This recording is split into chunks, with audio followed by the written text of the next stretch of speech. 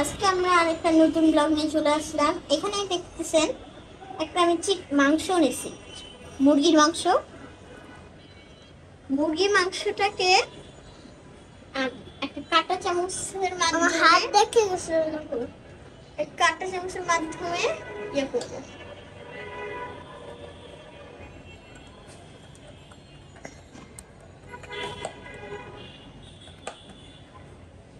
পুরো পিসটাই এটা বের করবো।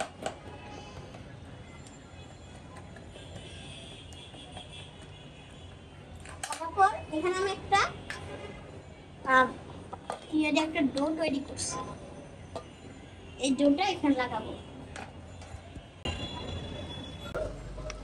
এখানে আমি দিছি হলো একটা চিকেন নিছি, আর আদা রসুন দিয়ে চিকেনটাকে ম্যারিনেট করছি। ম্যারিনেট করে আটা বানাইছি।